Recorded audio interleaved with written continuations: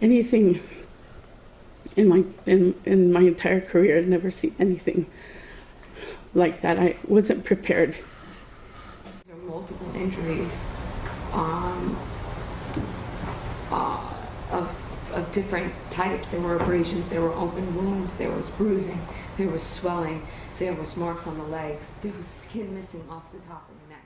Strangulation marks around his neck, his ankles were swollen, I believe his left palm looked like it was burned, bite marks, bruises, head to toe, skull fractures. Every inch of Gabriel was bruised and swollen. His skin was kind of a black and blue mottled color. I remember he felt cold to the touch. He had cigarette burns on his body, he had bruising throughout his entire body, and it looked like his penis somebody attempted to cut it off. Have you ever been insulted by a friend, slapped by someone you love, betrayed by someone you trusted? Now, imagine that pain, raw, unrelenting, and inescapable, inflicted on a child who couldn't fight back, couldn't run away, and couldn't even understand why. This is not just a story about suffering. It's a story about the shadows we ignore, the truths we avoid, and the silence that lets darkness thrive. So, buckle up. This isn't your average thriller. This is real life, and it's about to hit you harder than a plot twist in a Hitchcock film. Gabriel Fernandez was 8 years old. 8. An age where life should be about playgrounds, cartoons, and bedtime stories. But for Gabriel, life was a nightmare. His mother, Pearl Fernandez, and her boyfriend, Isauro Aguirre, turned their home into a chamber of horrors. Broken bones, cigarette burns, and heated objects became his daily reality. But to Gabriel, the why didn't matter. All that mattered was the betrayal. The people who were supposed to love him had become his torturers. For 8 months, Gabriel endured unimaginable pain. 8 months of broken trust, broken bones, and a broken spirit. And then one day the beating went too far. Gabriel died, his tiny body unable to withstand the cruelty any longer. His story shocked the world, but it also forced us to ask, how could this happen? How could we, as a society, let this happen? This isn't just Gabriel's story, it's ours. It's about the choices we make or don't make. It's about the whispers we dismiss, the cries for help we ignore, and the shadows we pretend not to see. Because the truth is, Gabriel's story isn't unique. It's a reflection of a world that often turns a blind eye to the suffering of the most vulnerable, and that's the real horror. But don't worry, I'm not here to ruin your day. I'm here to challenge you, to make you think, to make you feel, and maybe, just maybe, to inspire you to take action.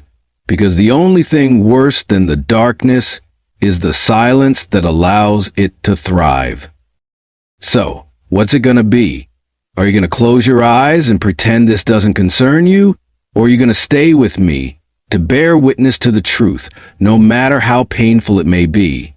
Because the ride is just getting started, and trust me, you don't want to miss what's coming next. After all, what's a thriller without a few twists and turns to keep you on the edge of your seat? And there you have it, a story that will haunt you, challenge you, and maybe even change you. But don't worry, I'll be here to guide you through the darkness. After all, what's a little suspense without a touch of wit to keep things interesting? So, stay tuned, keep your wits about you, and remember, the truth is often stranger and more terrifying than fiction.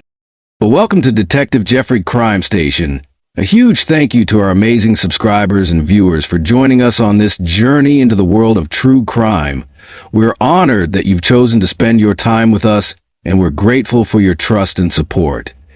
If you're new here, consider subscribing and hitting that notification bell to stay up to date on our latest captivating stories. Your engagement means the world to us, and we can't wait to share more thrilling and thought-provoking content with you. The gentle morning light filtered through the hospital blinds, casting long shadows across Gabriel Fernandez's small, broken body. At 8 years old, his frame appeared younger, shrunken by malnutrition and abuse. The paramedics who had rushed him to Antelope Valley Hospital on that fateful day in May 2013 had seen trauma before, but nothing like this. One would later testify that the boy's body was so bruised it appeared blue. As medical staff worked frantically to stabilize him, a grim reality settled over the emergency room. This was not an accident. This was the culmination of months of systematic torture. But Gabriel's story began long before this moment, years before the headlines, before the outrage, before his name would become synonymous with a profound failure of the systems designed to protect the most vulnerable. Gabriel Daniel Fernandez entered the world on February 20, 2005. Like all newborns, he arrived with no memory of past hurts, no understanding of the world's cruelties, just the innate human need for love and protection. But 3 days after giving birth, his mother, Pearl Fernandez, walked away from the hospital without him, setting in motion the unstable trajectory of his short life. In those early years, Gabriel found stability with his great-uncle, Michael Lemos Carranza, and Carranza's partner, David Martinez. For 4 years, he knew what it meant to be loved. Photographs from this time show a smiling child with bright eyes and a playful demeanor. He was, by all accounts, a happy boy.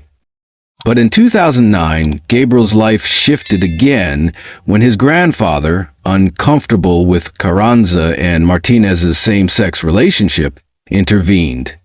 Gabriel moved in with his grandparents, where he would remain for the next 3 years. Though no longer with Carranza and Martinez, he continued to experience a stable home life, surrounded by family who cared for his well-being. Standing in the kitchen, Garanma steps out into the yard. Caraquero. Pearl Cynthia Fernandez's own story read like a catalog of misfortune and poor choices. Born August 29, 1983, to Robert and Sandra Fernandez, Pearl's childhood had been marked by abandonment and alleged abuse. Her father spent much of her early years incarcerated, while Pearl would later claim her mother was abusive and neglectful. By 9, Pearl was using methamphetamine and alcohol. By 11, she had run away from home. Her education terminated in 8th grade, leaving her with limited prospects and resources. As a teenager, Pearl alleged sexual trauma, claiming an uncle attempted to rape her and that she had been held hostage and repeatedly assaulted by a group of men. These experiences, she said, led to suicidal thoughts. By the time Gabriel was born, Pearl had already had 3 other children with Arnold Contreras. For each, she demonstrated little maternal connection or responsibility. A psychological evaluation would later reveal a woman functioning with the verbal comprehension of a second-grade student, suffering from a depressive disorder, developmental disability, possible personality disorder, and post-traumatic stress disorder. Clinical psychologist Deborah S. Miura would later testify that Pearl was virtually unable to use thoughts to guide her behavior and control her emotional reactions.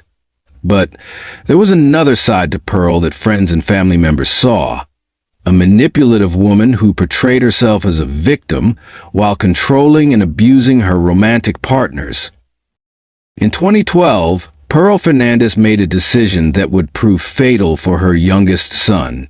With her boyfriend, Isauro Tony Aguirre, she sought custody of Gabriel, then 7 years old. This decision alarmed other family members who had witnessed Pearl's neglect of her other children and her volatile behavior, which included pending charges for threatening to stab Gabriel's father, Arnold Contreras. Isauro Aguirre seemed an unlikely perpetrator of the violence that would follow. Those who knew him from his work at the Woodland Park Retirement Hotel described him as gentle and kind. His former boss, Susan Weisbarth, would later testify that he was compassionate with elderly residents, even changing their diapers with care. Staff had affectionately nicknamed him Shaggy. But whatever gentleness Aguirre showed the elderly would never extend to the small boy who came to live under his roof. Pearl and Isauro's motivations for seeking custody of Gabriel remain unclear. Some family members speculated it was to claim additional welfare benefits. What is clear is that neither Pearl nor Isauro demonstrated any genuine desire to parent Gabriel. Instead, from the moment he entered their Palmdale, California apartment, Gabriel became the target of escalating cruelty and torture. The abuse began almost immediately and grew increasingly severe over the 8 months Gabriel lived with Pearl and Isauro. What started as normal punishment quickly transformed into something far more sinister. Gabriel's siblings would later testify that their mother and her boyfriend would laugh as they tortured the boy. Gabriel was forced to eat cat litter and cat feces. When he vomited, they made him eat that too. They fed him spoiled food while the rest of the family ate regular meals. They shot him with a BB gun at close range, leaving copper pellets embedded in his skin. They burned him with cigarettes and heated objects, leaving scars across his body. They knocked out his teeth with a bat. They beat him until bones broke, then denied him medical care. The psychological torment was equally severe. Gabriel was forced to sleep bound and gagged in a small cabinet the family called the box. They made him wear girls' clothing to school, then punished him for being gay. They told him he was worthless, unwanted, and deserved to die. According to prosecutors, Aguirre's homophobia fueled much of the abuse. He seemed pathologically fixated on the idea that Gabriel might be gay. Through it all, Gabriel endured with a resilience that would later break the hearts of those who learned his story. He still attempted to please his tormentors. He still wrote love notes to his mother, desperately seeking her approval and affection. One recovered note read, "I love you, Mom," and "Gabriel is a good boy." While the abuse escalated behind closed doors, Gabriel's first-grade teacher, Jennifer Garcia, was growing increasingly concerned. It began when Gabriel asked her if being gay was normal, explaining that his mother told him it wasn't. Then came the physical signs, a fat lip, patches of missing hair, and Gabriel's own admission that he'd been shot in the face with a BB gun. As a mandated reporter, Garcia did what the law required. She called the child welfare hotline, again and again and again. Each time she was told a social worker would check on Gabriel. Each time, she believed the system would work. Each time, she was wrong. Social worker Stephanie Rodriguez was assigned to Gabriel's case, but never spoke directly to him during her visits. Instead, she accepted Pearl Fernandez's explanations without question. When Gabriel showed up to school with bruises, Pearl claimed he was clumsy. When he had a fat lip, she said he fell. When the BB gun injury was reported, the social workers accepted that it was an accident. Garcia continued calling, continued reporting, continued hoping someone would help. "I told them he was being shot with a BB gun," she would later testify through tears. "I told them everything." On May 22, 2013, Gabriel didn't complete his chore of picking up his toys. For this minor transgression, Pearl and Isauro unleashed a final, fatal beating. Aguirre repeatedly punched the boy with enough force to dent the walls with Gabriel's body. Pearl joined in, as she had many times before. When they finally stopped, Gabriel was unresponsive. Pearl called 911, but not before the couple took time to hide evidence and concoct a story. By the time paramedics arrived, Gabriel was not breathing and had no pulse. They managed to restart his heart during the transport to Antelope Valley Hospital, but the damage was catastrophic. 2 days later, at Children's Hospital, Los Angeles, Gabriel was declared brain dead. The official cause of death, blunt force trauma, aggravated by neglect and malnutrition. The autopsy would reveal the full extent of Gabriel's suffering. His skull was fractured in multiple places. He had 3 broken ribs. BB pellets were lodged in his lung and groin. His skin was burned and bruised from head to toe. He was severely malnourished. The medical examiner would later testify it was one of the worst cases of child abuse they had ever seen. Don't forget to like this video and subscribe to this channel as a means of encouraging us. Thank you as you do so. On May 23, 2013, Gabriel Fernandez was arrested for a felony child endangerment, while Isauro Aguirre was arrested for attempted murder. When Gabriel died, both charges were elevated to first-degree murder with special circumstances of torture. The Los Angeles County District Attorney's Office announced they would seek the death penalty. Public outrage mounted as details of Gabriel's abuse emerged, along with the shocking revelation that multiple reports had been made to the Department of Children and Family Services, DCFS. 4 social workers, Stephanie Rodriguez, Patricia Clement, and their supervisors, Kevin Baum and Gregory Merritt, were eventually charged with felony child abuse and falsifying public records for their handling of Gabriel's case. Isauro Aguirre pleaded not guilty and faced trial in 2017. The courtroom fell silent as prosecutors described the unimaginable cruelty Gabriel had endured. Jurors wept as they viewed autopsy photos and heard testimony from Gabriel's siblings, who described witnessing their brother's torture.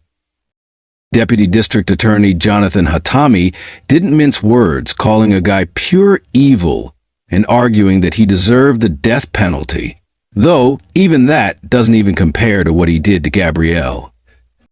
The defense portrayed Aguirre as a man with limited intelligence who had fallen under Pearl's influence, arguing that he had been kind and compassionate during his previous employment and had never committed a crime before meeting Pearl. After deliberating for just a day and a half, the jury found Aguirre guilty of first-degree murder with special circumstances of torture. On December 13, 2017, they rendered a verdict of death. Gabriel Fernandez, facing the same charges, chose a different path. On February 15, 2018, she pleaded guilty in exchange for life imprisonment without the possibility of parole. In court, she offered a brief statement. "I want to say I'm sorry for what happened. I wish Gabriel was alive. Every day I wish that I would have made better choices. I'm sorry to my children and I want them to know that I love them." Judge George G. Lomelli was unmoved by her apology. "I can only wish that in the middle of the night you wake up and you think of the injuries that you inflicted on this poor young man, this poor 7-year-old, and that it tortures you," he told her during sentencing. While Pearl and Isauro faced justice, questions remained about how Gabriel's abuse could have continued despite numerous reports to DCFS.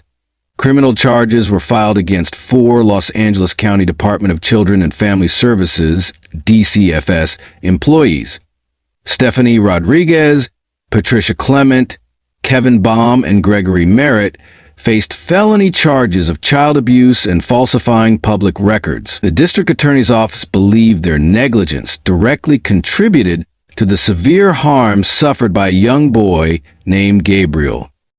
District Attorney Jackie Lacey asserted that the social workers failed in their duty to protect Gabriel, and their actions demonstrated a willful disregard for his safety. Supervisor Sheila Kuehl added that the severity of the negligence suggested intentional wrongdoing, not a mere oversight. Specifically, Rodriguez and Clement were accused of manipulating reports to conceal the escalating physical abuse Gabriel endured, and the family's non-compliance with DCFS.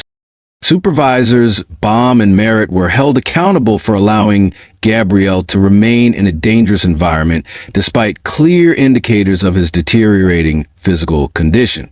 Prosecutors argued they should have recognized the discrepancies between the reports and the evidence in Gabriel's case file. The 4 social workers charged in connection with the case argued they were overworked and understaffed, with caseloads far exceeding recommended levels. Supervisor Kuehl acknowledged the difficulty in proving criminal intent based on negligence, but emphasized the gravity of the situation. She also pointed out that since Gabriel's death 3 years prior, significant reforms had been implemented within DCFS. To address the overwhelming caseload, the department had hired a substantial number of new social workers, reducing the average caseload from approximately 40 to 24 children per worker. Kuehl stressed the dedication of the social workers, despite their challenging and underpaid work. She also highlighted the persistent underfunding of social services in general, including child welfare, poverty, homelessness, and family violence. She argued that these critical areas often received less attention and resources compared to sectors like business, economic growth, and transportation, which are more easily measured by quantifiable metrics. In January 2020, the 2nd District Court of Appeal dismissed the charges against the social workers, ruling that while they may have been negligent, their failures did not constitute criminal child abuse. The social workers in this case were not Gabriel's caregivers, had no custodial relationship with him, the justices wrote. 9 sheriff's deputies were internally disciplined for failing to properly investigate abuse allegations, but none faced criminal charges. Gabriel Fernandez never reached his 9th birthday. He never had the chance to grow up, to heal from his trauma, to experience the full measure of life's joys, but in death, his story sparked change. The case led to the formation of the Blue Ribbon Commission on Child Protection, which recommended sweeping reforms to Los Angeles County's child welfare system. New protocols were established for how social workers should respond to signs of abuse. Additional funding was allocated for reducing caseloads and improving training. Gabriel's first-grade teacher, Jennifer Garcia, became an outspoken advocate for child welfare reform. "I did everything I could," she said in one interview, "but it wasn't enough. The system failed him. We all failed him." In the years since Gabriel's death, his name has become a rallying cry for those seeking to protect vulnerable children. Murals bearing his image have appeared throughout Los Angeles County, often accompanied by the words, "Never again." Each year on his birthday, February 20, vigils are held to remember the boy with a bright smile and gentle spirit, who endured unimaginable cruelty, yet still wrote love notes to his mother.